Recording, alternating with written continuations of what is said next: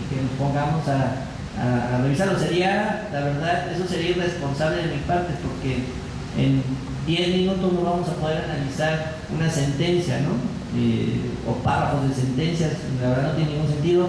Podemos hacer un día un curso, aquí comprometo a la doctora, un curso de análisis de sentencias en cuanto a su estructura, su redacción, que creo que sería bueno, incluso análisis de demandas también, demandas paradigmáticas, donde se analicen casos específicos y ver cómo se estructuraron los argumentos y criticarlos, ¿no?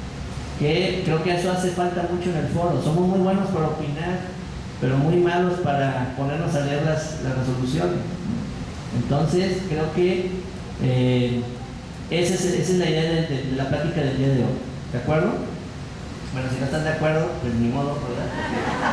Me tocó a mí darle el tema. No se crean. También la idea es hacer también bromas, ¿verdad? En un sentido metafórico, porque si no esto se va a hacer muy pesado. Entonces, espero que no los atiborre también de esas cuestiones, pero esa es la idea, ¿no? Que nos pasemos un rato agradable de charla y de conocimientos que vamos a aprovechar. Pero bueno, primero que nada, ¿cómo nos encontramos? Me gusta que ya veo aquí gente conocida, ¿verdad? Digo, qué mal por ustedes que les tocó otra vez yo. No hay mucho elenco, ¿verdad? Pero a lo mejor va a ser repetitivo para los que me han oído, pero creo que nuestro estado de cosas actualmente, me da gusto también ver aquí el titular, veo aquí a un juez familiar, ¿verdad? Y creo que eso enriquece los comentarios que quisiera que vertieran aquí hoy. ¿Cuál es el estado de cosas? Yo creo que el estado de cosas a nivel judicial es muy crítico.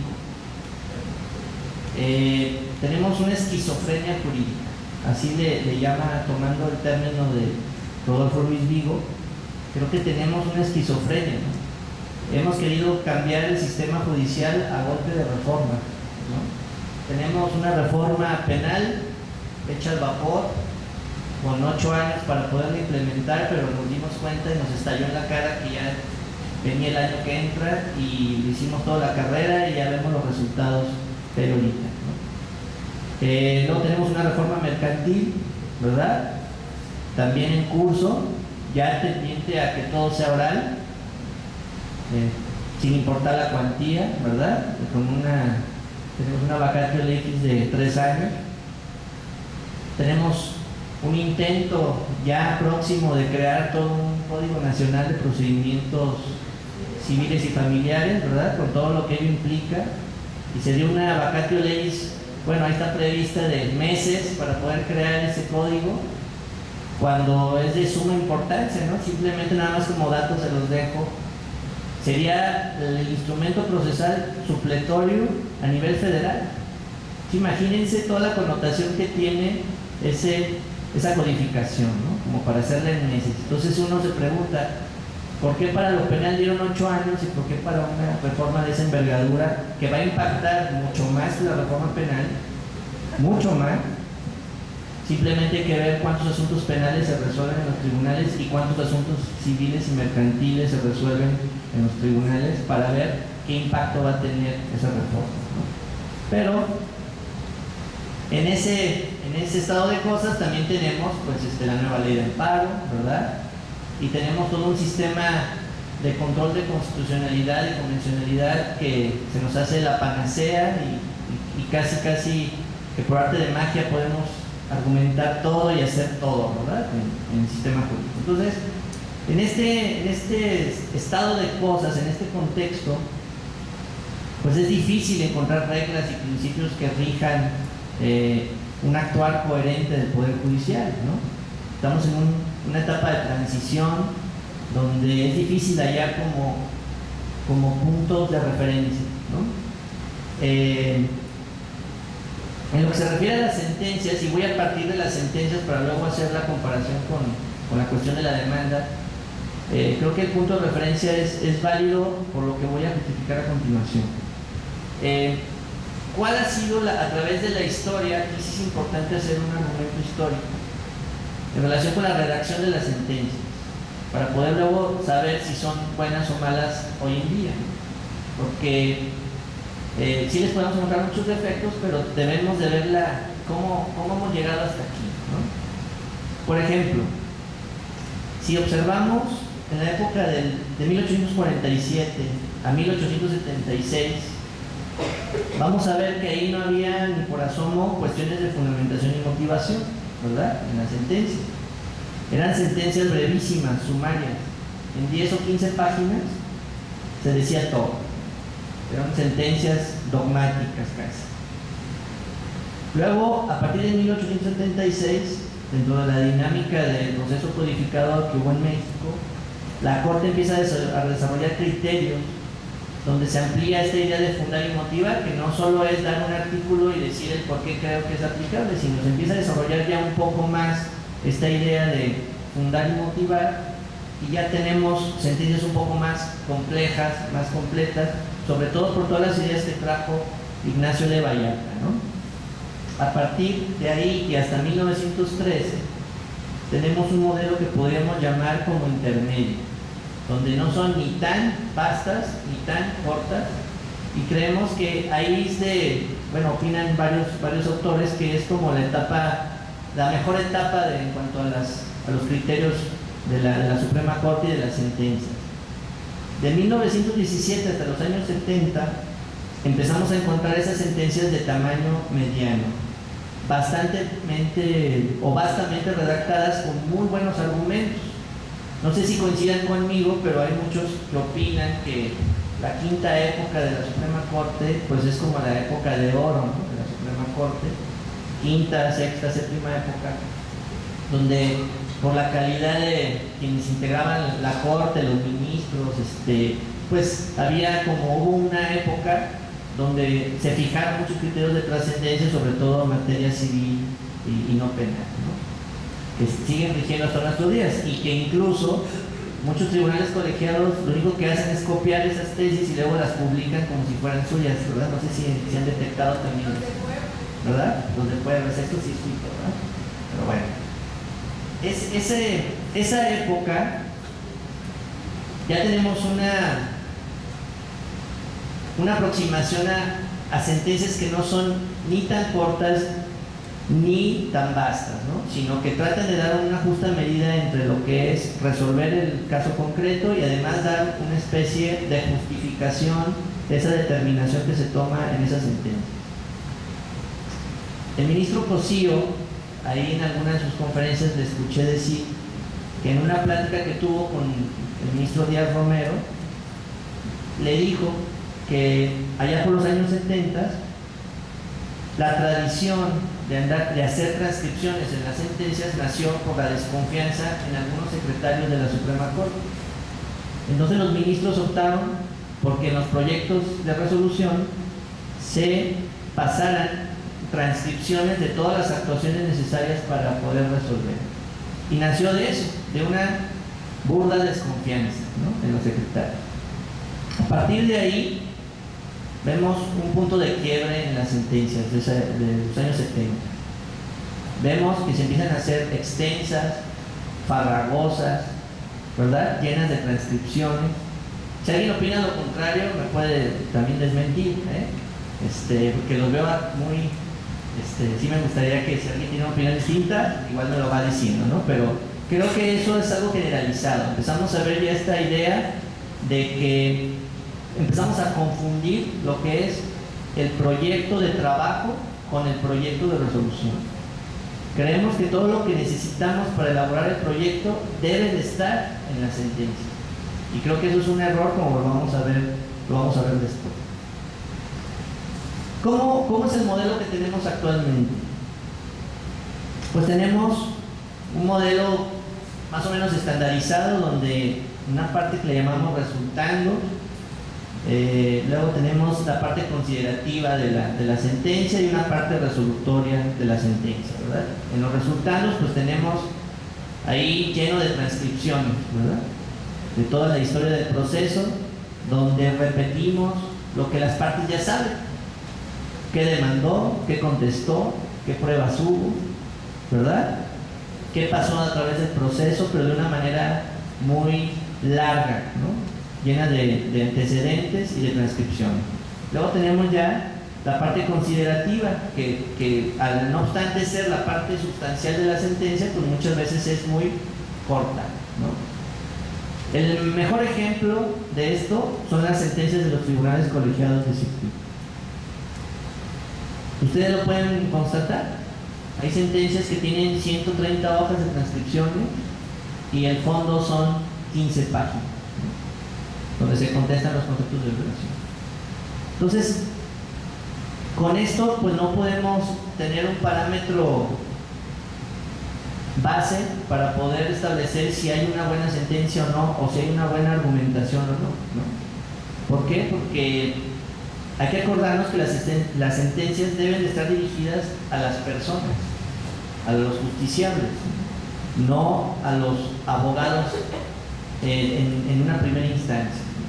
A pesar de que ellos son los que actúan, los que promueven ante el tribunal, las sentencias tienen que socializarse, ¿sí? Este es un movimiento que también está acompañado de muchos doctrinistas que ya plantean esa idea de que las sentencias tienen que socializar, tienen que estar a la altura de una cuestión de transparencia para que la gente, las personas involucradas en el asunto, las puedan entender. Entonces es difícil que a alguien, la persona que está directamente relacionada con su asunto, uno le da la sentencia y empieza a leer, ¿verdad? Yo les aseguro que va en la página 60 y ya no tiene ni la menor idea de qué está pasando, ¿sí? Y luego eso de, es que es considerando, ¿verdad?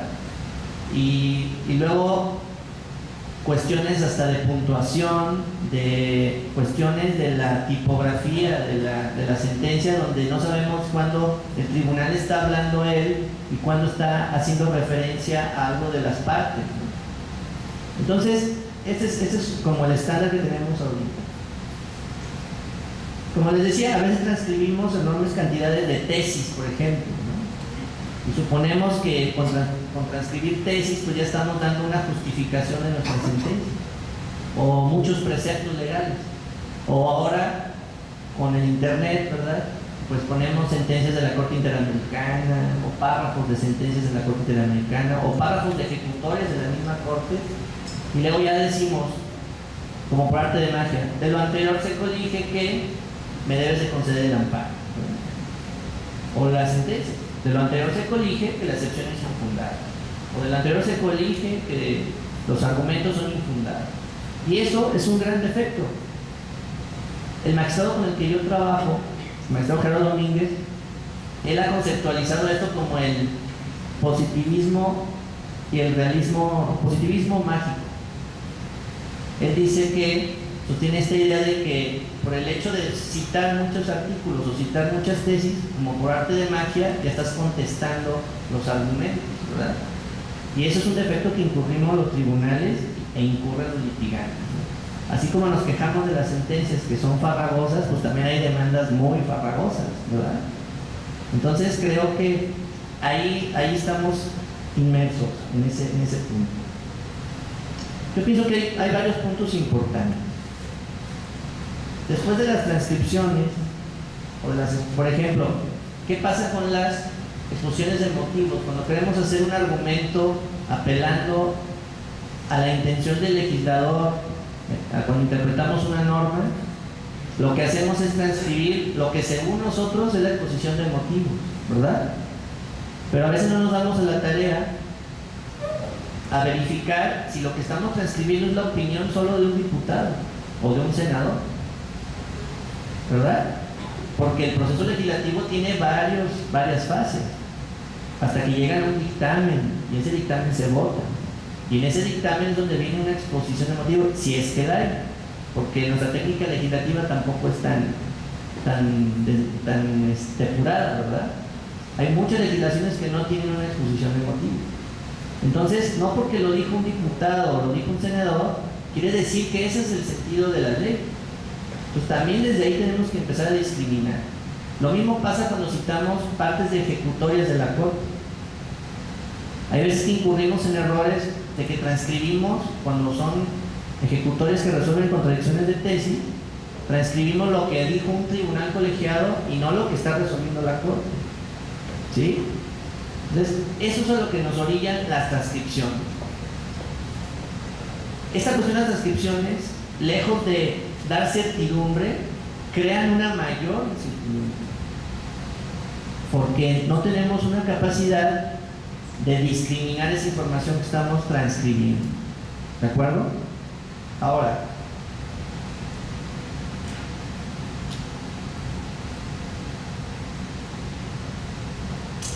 hay un ejemplo que ponen ahí varios autores, por ejemplo en materia tributaria.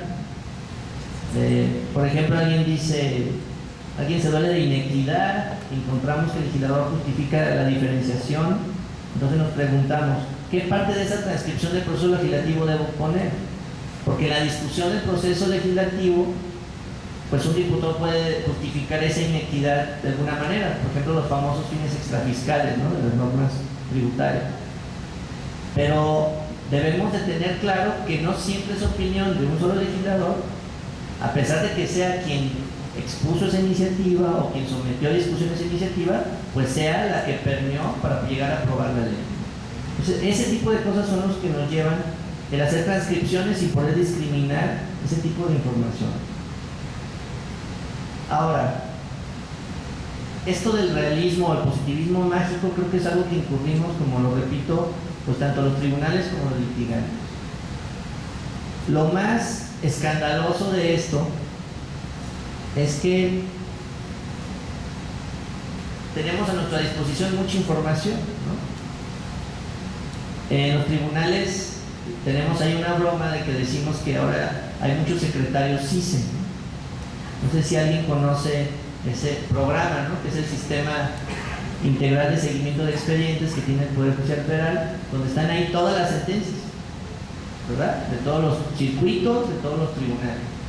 Y con un usuario interno que tenemos, podemos acceder a cualquier precedente poniendo también temas y nos salen las sentencias. Entonces hay gente muy buena para eso, experta en eso. Le salen asuntos idénticos a lo que va a resolver, tan idénticos que ni siquiera les cambian el nombre del quejoso. ¿Para qué? Si es idéntico, ¿no? O sea, ¿para qué tomarse esa molestia? Y eso pasa también con los litigantes. Ustedes tienen un CISE también, ¿no?, y pueden entrar a las sentencias con versiones públicas. Pero también hay que reflexionar de qué les sirven esas sentencias si son sentencias malas, ¿no? En un foro de transparencia yo sostenía que sí estaba muy padre que la Suprema Corte cada vez tuviera un portal mejor estructurado, que fuera más rápido, que ustedes ya pudieran acceder a las sentencias de cualquier asunto, ¿no? Lo ponen el número de expediente y el órgano jurisdiccional y bajan una versión pública, ¿no? Pero ¿qué nos ganamos si no le entienden esas sentencias? ¿No? Pues la transparencia no está en que podamos acceder a la sentencia. Eso creo que es lo más fácil de la cuestión de la transparencia, sino que la transparencia se da en que yo sepa en realidad por qué resolvió el juez en ese sentido. El encontrar una verdadera motivación, el que no estén ocultos lo que motivó al juez a resolver así, el que no me escude en una jurisprudencia pensando que ya resolvió el problema y yo no dé los motivos de por qué en mi caso sí se aplica, ¿no? Entonces, creo que eso es algo que debemos tomar en cuenta. Como les decía al inicio, creo que nuestro estado de cosas es una situación en la que nos encontramos atrapados entre el proyecto de trabajo y el proyecto de resolución o el proyecto de demanda. Debemos saber que hay que discriminar de manera positiva la información. No podemos poner todo lo que utilizamos para llegar a las conclusiones o a nuestros argumentos en nuestros escritos. Eso, en lugar de dar claridad y coherencia a nuestros escritos o a nuestras sentencias, les dota de confusión, ¿sí?, de opacidad, porque los justiciables no se van a dar cuenta de manera clara, de manera concisa, de manera congruente, el por qué está decidiendo en tal o cual sentido el juzgado. Hay un Hay una idea que está permeando esta idea de simplificar las sentencias o de hacer mejores sentencias, que viene de filósofos pragmatistas de Estados Unidos, el derecho anglosajón, donde uno de ellos, William James, dice: las ideas deben de ser herramientas para mejorar las cosas, no para venerarlas, ¿sí? La jurisprudencia, por ejemplo, si bien es cierto, fija criterios, no solo es para ya decir que está todo establecido, ¿no? Que ahí lo que dice es irrefutable. Debemos de tomar esos criterios y hacerlos vivos a cada caso concreto, porque cada caso es diferente. Y no nada más copiar y pegar y decir que ya se resolvió el asunto con esa ejecutoria. Igual los abogados. La obligación de un abogado litigante es crear argumentos, no pegar precedentes, no pegar tesis, ¿sí? Y vuelvo con algo que también he reiterado muchas veces. Suena incongruente que si esa es la obligación del litigante y estamos actuando como litigantes a la hora de que se sustentan en un escrito como abogado, pongamos al final y solicito la suplencia de la queja, ¿verdad? Sobre todo en asuntos que me aplican, ¿verdad? Entonces, todo ese tipo de cosas son las que tenemos que ir reflexionando a la hora de crear nuestros argumentos. Entonces, tendríamos que hacernos una pregunta, ¿no? ¿Podemos pensar en una forma distinta de hacer sentencias o no? Porque creo que ha llegado el momento de que debemos hacer algo diferente.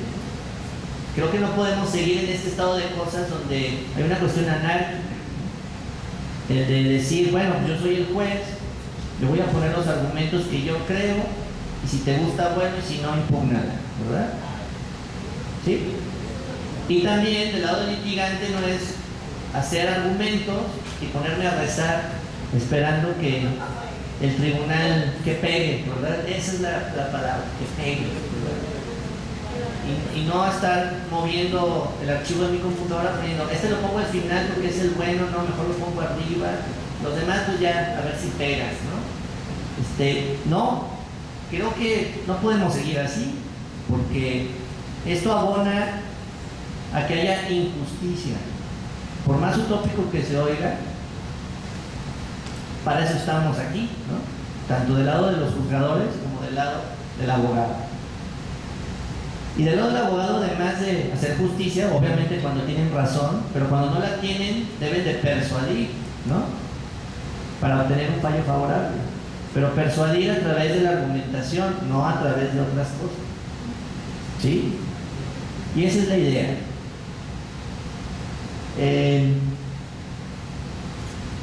¿Qué problemas hay? Porque para poder dar soluciones, pues tenemos que empezar por detectar los problemas, ¿no? El primer problema que yo identifico es un problema epistemológico, un problema de cómo llegamos al conocimiento de los asuntos, cómo llego yo a las ideas que yo quiero plasmar en mis escritos, ya sea en mi demanda o en una resolución. Por ejemplo, el primer vicio es ese, el de que creemos que por transcribir mucho material que yo encontré, de ahí ya voy a inferir, hacer una inferencia. No hay nada más alejado del concepto de inferencia que eso. La inferencia consiste en un ejercicio intelectual donde a partir de cierta información y utilizando un método ya sea deductivo o inductivo, y ustedes ya lo conocen bien, yo llegué a construir una premisa, una idea. Pero si yo me pongo a escribir y a pegar cosas sin tener clara la idea, pues el resultado va a ser ese, ¿verdad? Una demanda oscura o una sentencia opaca.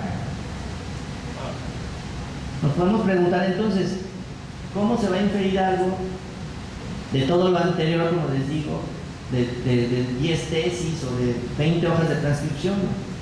Eso es imposible. Y eso es lo que lleva a errores. ¿Qué pasa si yo tengo un argumento incoherente? Pues el tribunal, por más que ustedes tengan esa idea en su cabeza, si no la supieron plasmar en su demanda, el tribunal pues también va a entender lo que él quiera, ¿no? Y eso lleva a una anarquía, a una discrecionalidad judicial que no le viene bien a nadie. Nos quejamos de que los tribunales no contestan todo lo que les pedimos, pero nos preguntamos, ¿sí se lo pedí? ¿Lo expuse?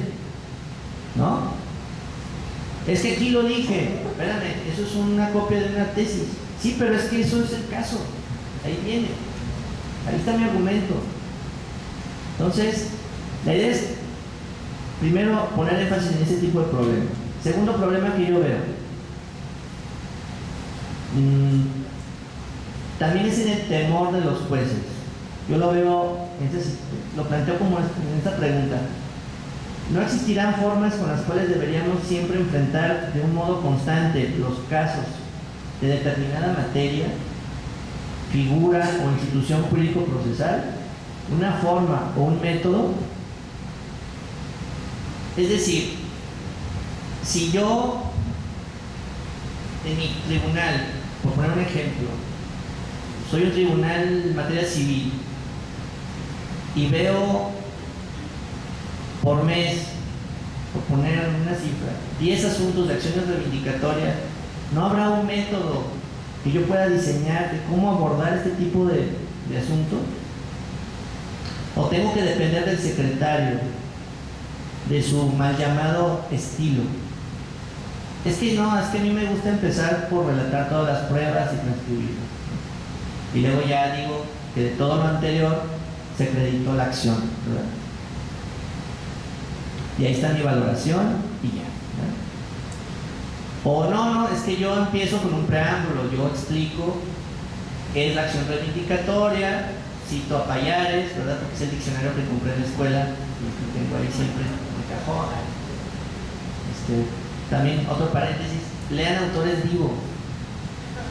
¿Sí? Créanme que es diferente. ¿Sí? Pero bueno, me cierro el paréntesis. Entonces, y otro puede llegar a decir, no, a mí yo pongo lo que dice el artículo, lo que pasó en el juicio y mi conclusión. Y yo soy formalista. Yo soy apegado a la lógica del derecho. Yo hago silogismo. Y el juez, imagínense al juez, tiene 10 asuntos de reivindicatoria, todos tratados de distinta manera. Ahora imagínense a las partes donde llegan y ustedes dicen, oye, juez, hoy me dijiste que este elemento se prueba así, y hoy también me dijiste que a mi compañero del despacho que este asunto se resuelve así. ¿O no pasa eso? Nos pasa todo.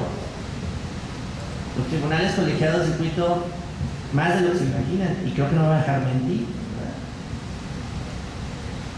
Más cuando son 3 personas las que participan en un tribunal, ¿no? Hay que estar atentos al criterio de 3 jueces, de 3 juzgadores, ¿sí?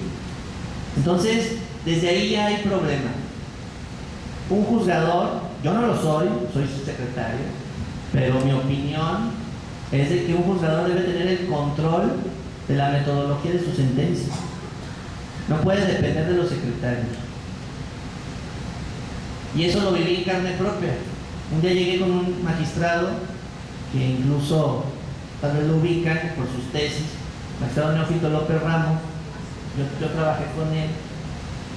Tuve el privilegio, aunque a quien le platico que trabajé con él siempre me dice, no le guardo rencor, pero cuando yo llegué a su tribunal me dijo, mira, la primera regla es que las sentencias son mías y las vas a hacer como yo quiero. Aquí eso de que tu estilo y que no, o sea, va a haber una etapa de adaptación con mis correcciones, pero si a los 2 meses sigues haciendo sentencias como a ti te gustan, te vas a ir. Entonces hay que poner reglas, ¿no? Y eso, aunque parece algo trivial, créanme que sí crea certidumbre a la hora de hacer proyectos de sentencia. Lleva una metodología, se estudian mejor los asuntos, porque ya no estamos preocupados por la forma de usted decir, ay, ahora me tocó este proyecto es de mi secretario 1. Híjole, ¿no? Ah, no, este es el del secretario 2. Ah, no, este sí, no, es este rápido. ¿Sí? Eso quita tiempo y luego se refleja en la calidad de las sentencias que salen. No es posible que un magistrado o un juez saque sentencias muy buenas, pero en la siguiente semana saque sentencias muy pobres, ¿no?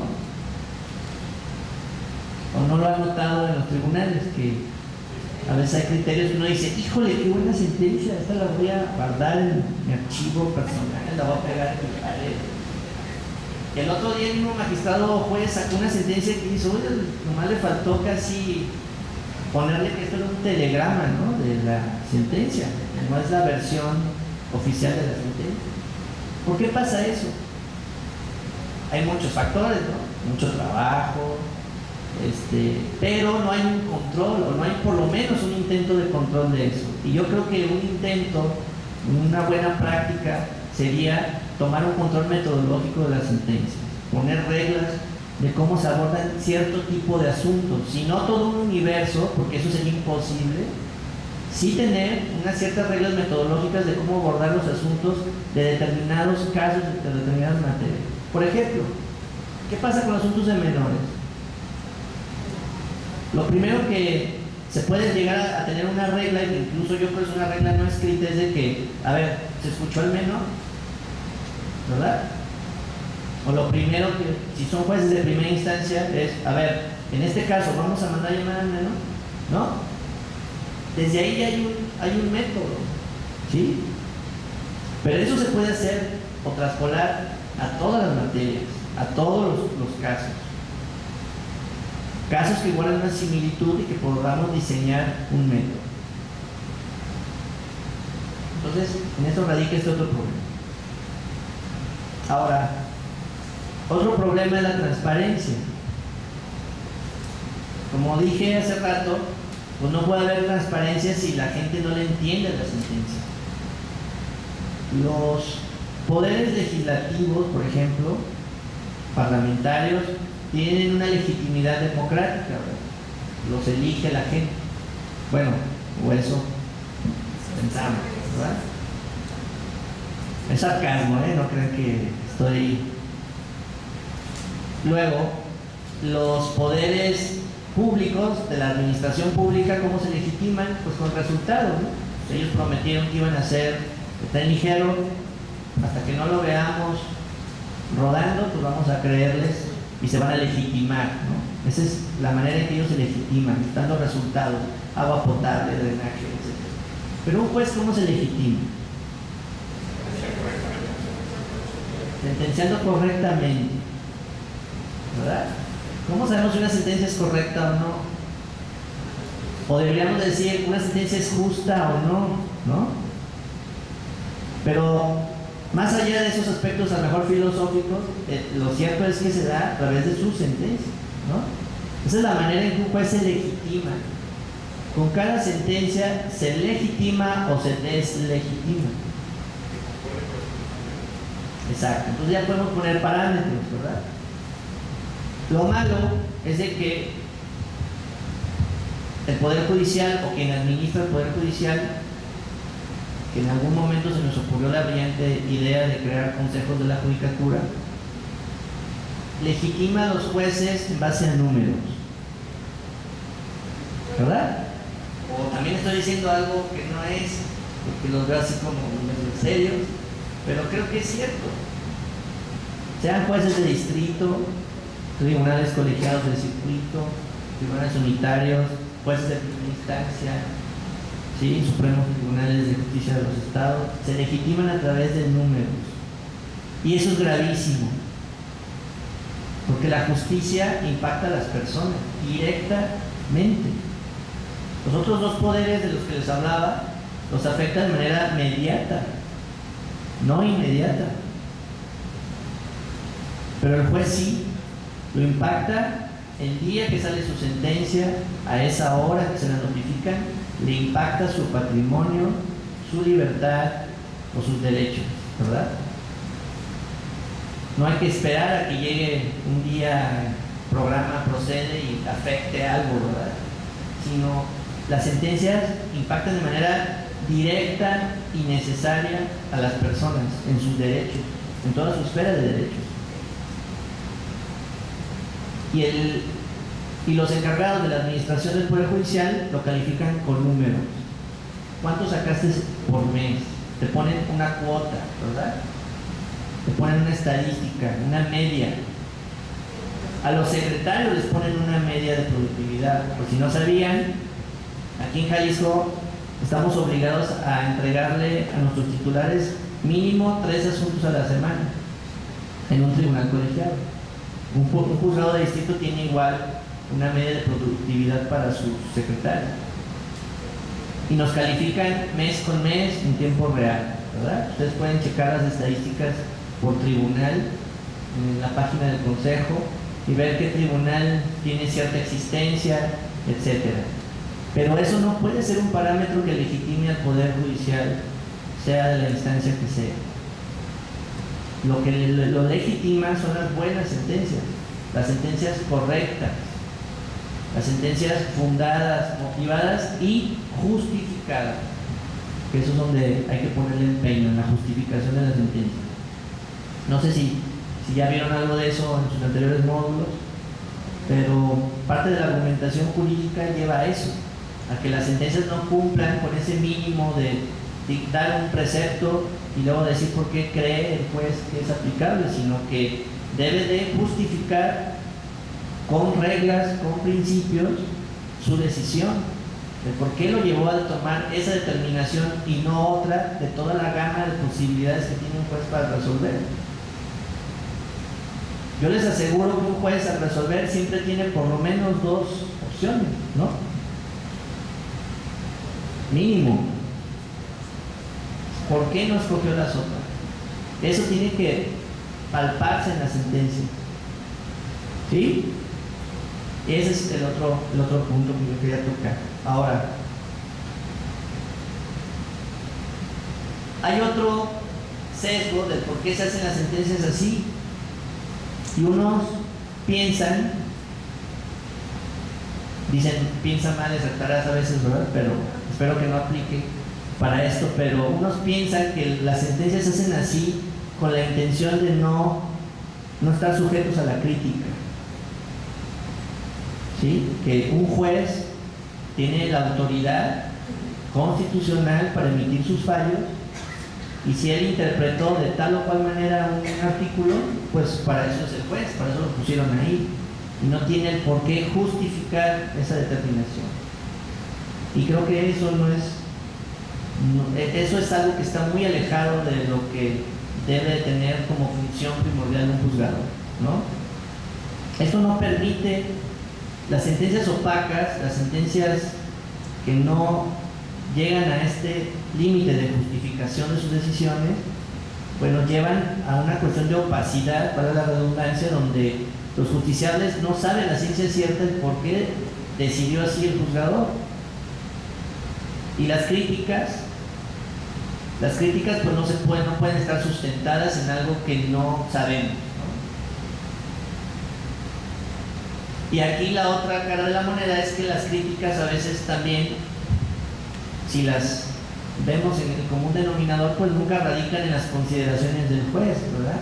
Siempre las opiniones mayoritarias cuando se critica un fallo de un juzgador vienen cuestiones de todo, políticas, sociales, personales, pero son contadas las críticas que se sustentan en el fallo, en lo que dice su fallo.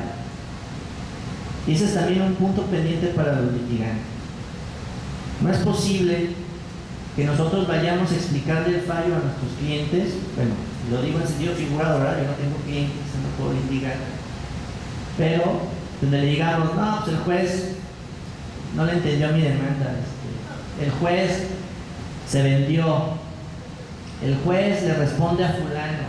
Creo que no es algo ni ético ni moral que se acorde con un abogado, con la profesión que desarrollamos, ¿no? Tengo que tener la capacidad de discernir lo que viene en la sentencia y criticarla y decirle al cliente, ¿sabes qué?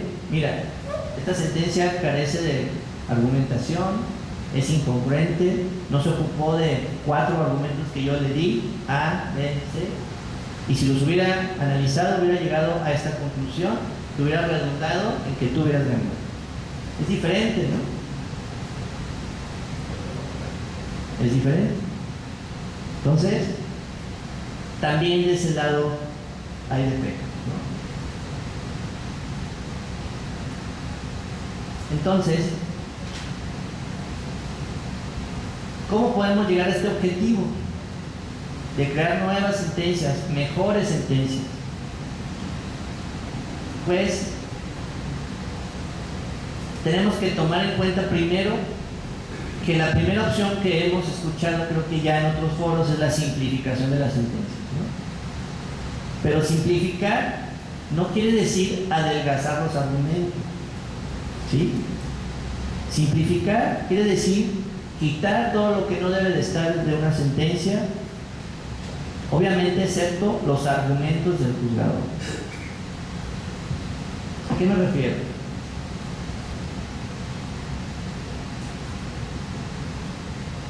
Hay una cita que hay un librito de crónicas de la Suprema Corte, incluso lo venden aquí, vale como 20 pesos, donde se recoge una frase de un ministro, no voy a decir el nombre, donde dice, cuando estaba reconviniendo a su secretario para que corrigiera un proyecto, le dice, bueno, pues ponga usted ahí cualquier argumento, meta cualquier tesis, diga cualquier cosa, pues al final de cuentas, para eso somos jueces. Esto fue en el siglo XIX. Y creo que lo más alarmante es que pues no hay tanta diferencia a nuestros días, ¿no? En ciertos juzgadores y en ciertos órganos jurisdiccionales. ¿Cuál es la forma correcta de simplificar sentencias? Esto sí lo retomo del ministro Cosío. El ministro Cosío es como de los estudiosos del derecho que han pugnado mucho por esto, ¿no? Pero además de decirlo, lo ha hecho. Podemos criticarlo, yo soy de los primeros que hay muchas cosas que no me gustan de sus sentencias, pero creo que es un muy buen esfuerzo y que algo nos sirve y que algo podemos copiar. En la ponencia donde yo trabajo, el magistrado con el que laboro, él creó también su propio esfuerzo, ¿no? En la cuestión de simplificar las sentencias y la manera de argumentarlas, sobre todo. Otro paréntesis, no traje material porque estoy haciendo este ejercicio de que las láminas creo que distraen mucho, se pierde a veces la sustancia de lo que platicamos, pero todo lo que estoy diciendo se los voy a pasar, aquí está.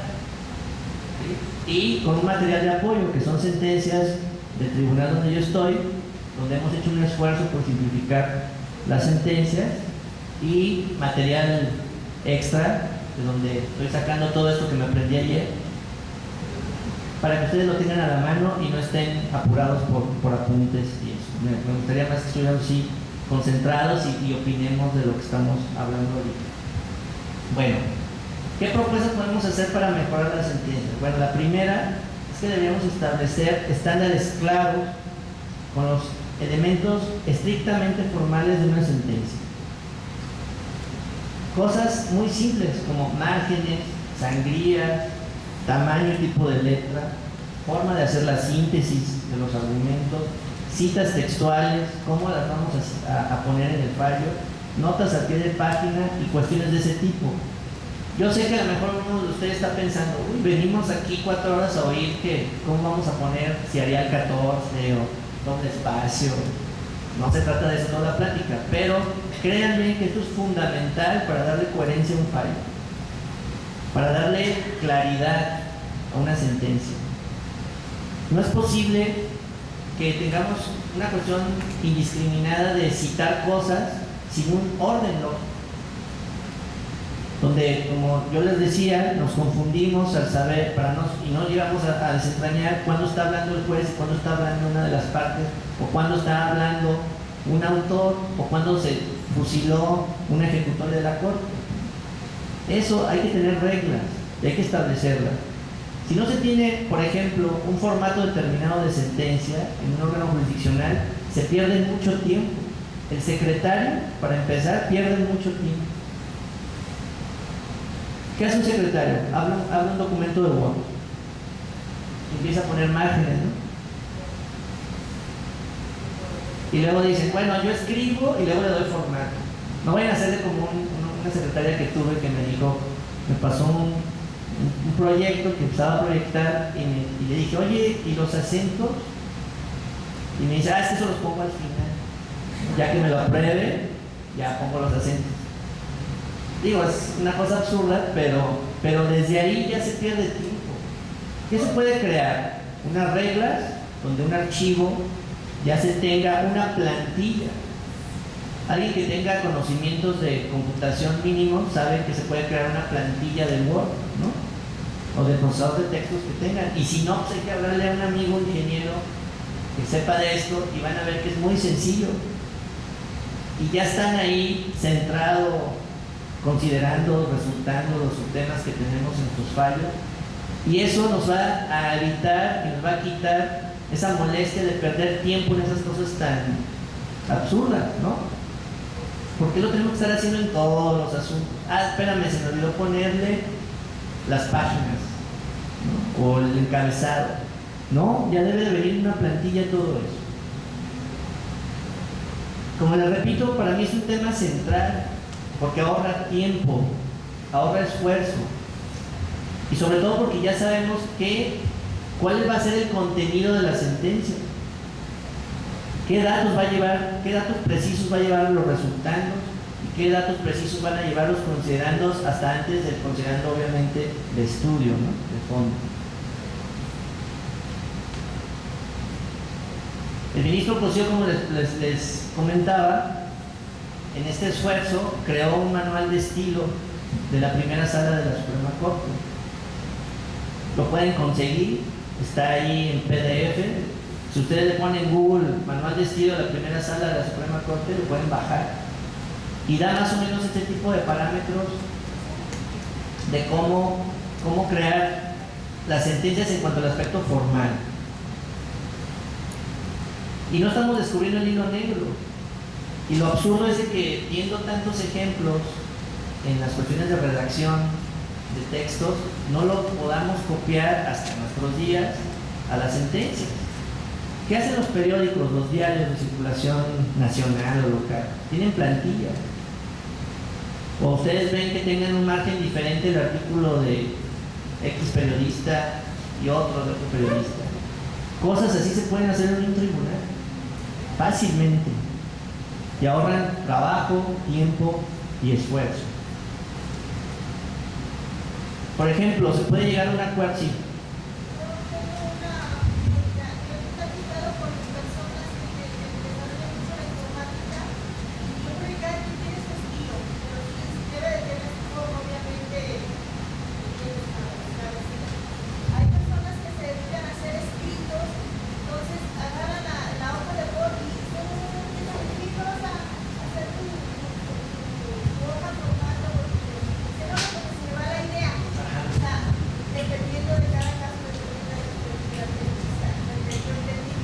Ese es el punto. Por ejemplo, si yo tengo a mi cargo a 5 secretarios de estudio y cuenta que me van a formular proyectos, les debo de decir cuál es el método de estudio que van a llevar. Si no les gusta, que se vayan. Y va a haber más, les aseguro que va a haber muchos más. Exacto.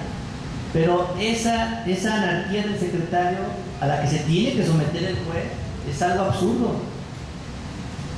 Porque eso se somete también al órgano jurisdiccional y al final repercute en el justiciable. ¿Qué dicen los litigantes? Ojalá que le toque a tal secretario. ¿O no? Ojalá que no le toque a tal secretario. Oye, espérame, hay un juez. ¿Las sentencias son del juez o no?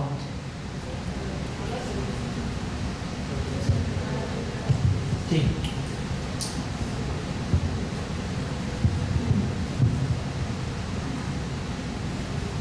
Es un comentario sobre los criterios de los ministros, de un ministro brillante que gana su postura en las salas, pero las pierde en el pleno. Entonces, cuando en el pleno le toca ser exponente, cuando le toca no ser ponente, hace votos particulares extraordinariamente brillantes, superiores desde el punto de vista discursivo y de argumentación, me parece a mí, al mayoritario, al veredicto mayoritario. Sin embargo, como no sé si se canse de llevar la contraria al Pleno, o sea, una posición pues de que hay que asumir una unificación de criterios cuando le toca a él ser ponente, reasume una posición mayoritaria que puede ser, a mi modo de ver, regresiva desde el punto de vista de la aplicación de derechos humanos. No sé si es cuestión de secretario, distintos o de actitud como ya he referido. Ese es un comentario. Sí, creo que eso pasa, sobre todo en los órganos colegiados, ¿no? Que a veces no son consistentes los juzgadores con sus propios criterios. Puede ser por descuido, puede ser... No me gusta generalizar en ese tipo de casos porque sí tendríamos que ver un caso específico. Por ejemplo, hay criterios de la Corte que dicen que tú tienes el derecho a disentir en un asunto, ¿no? Pero también esa resolución ya te obliga. Por ejemplo, si ya viene en cumplimiento otra vez de esa